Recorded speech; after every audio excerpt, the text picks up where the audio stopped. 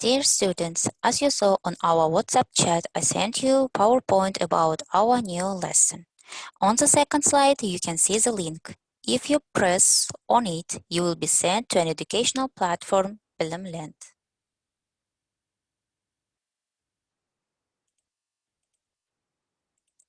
So, when you press the link, the first thing you will be able to see is our lesson review. Today, at our lesson, you will learn about present perfect tense. At the end of the lesson, you will be able to form simple perfect forms for recent, indefinite, and unfinished past actions, tell about your experience, and demonstrate an ability to organize and express ideas clearly. Then, after reading it, press the button Next. So the first thing you see will be the video. You need to watch the video, and after watching it, can you say your thoughts? What was the video about? Gran told about her experience of visiting different countries and to say that she used present perfect. We use present perfect to talk about experiences in the past which are important now. For example, I've been to England 3 times. In this sentence, the person who is saying it lets you know that he has the knowledge about London and now can tell you something. The second, for something that started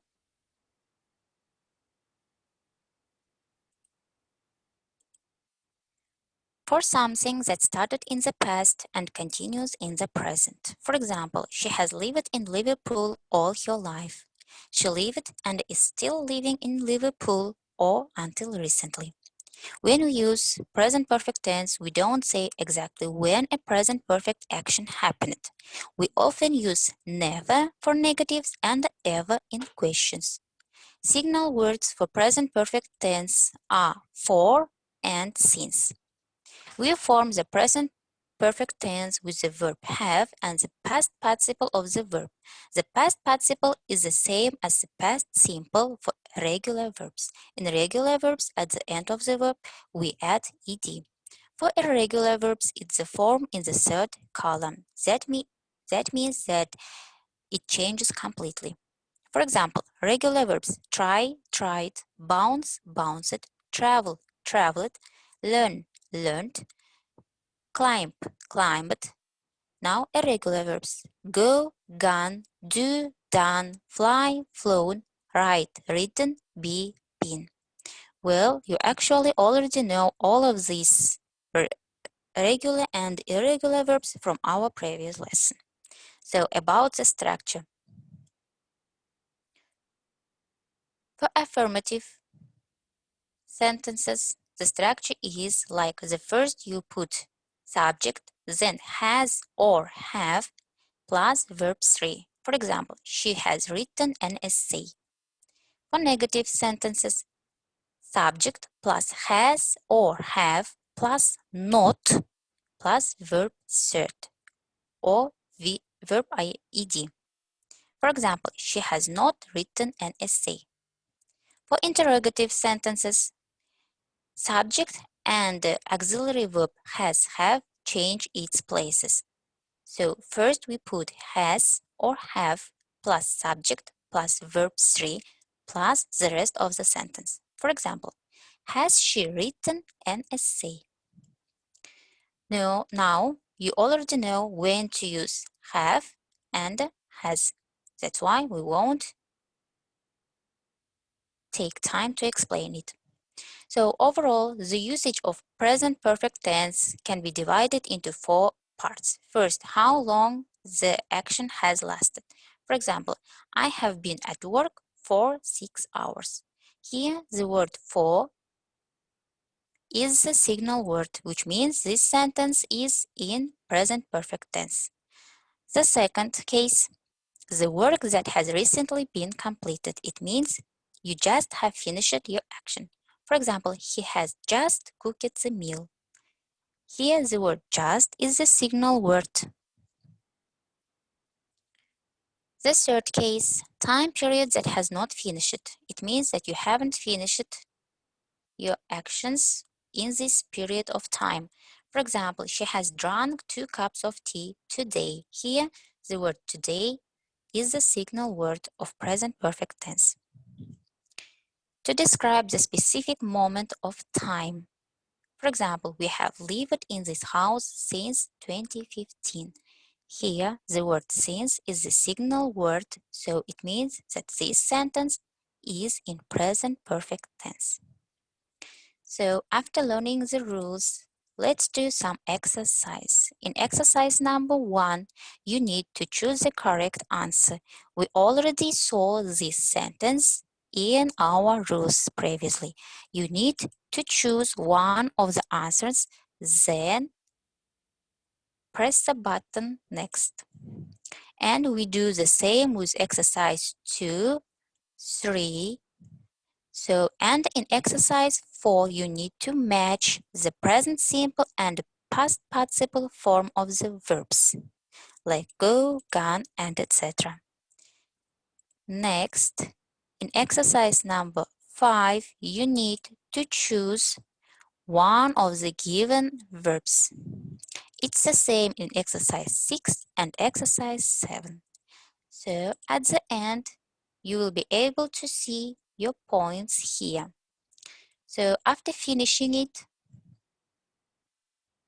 you need to go back to our PowerPoint presentation. Then, in the third slide, you will be able to see the next link.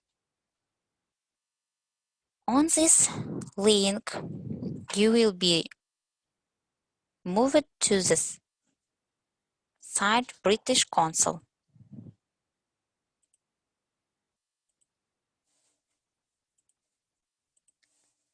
So the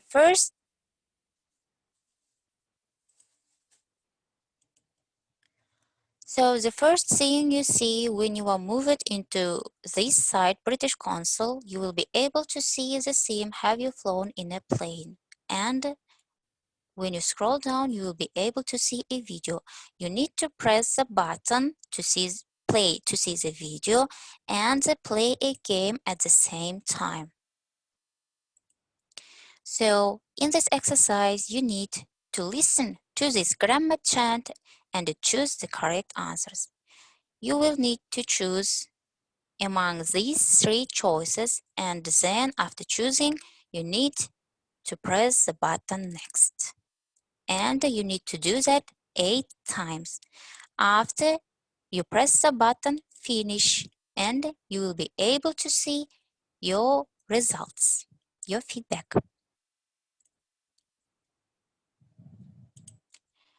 After that, you need to move to our PowerPoint presentation again, and now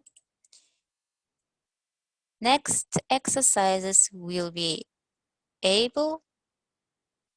seen when you press this link or type it on Google.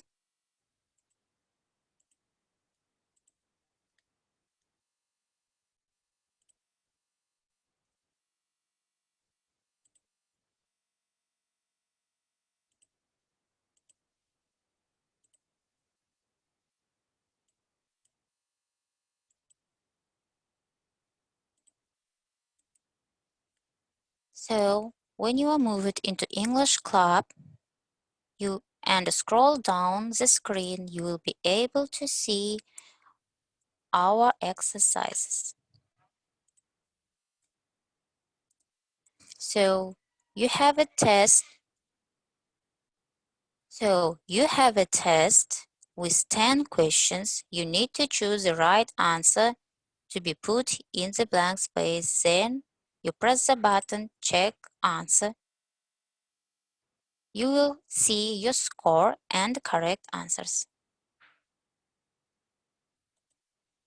So now, after checking your results and seeing the correct answers, we will go back into our presentation. So in the 5th slide, you will be able to see present perfect speaking cards. I will send it to you via our WhatsApp chat. You need to choose one of the given cards. Each card has 3 questions. You will be given 4 minutes to answer these questions. After, you will present your answers to me and explain and to your classmates.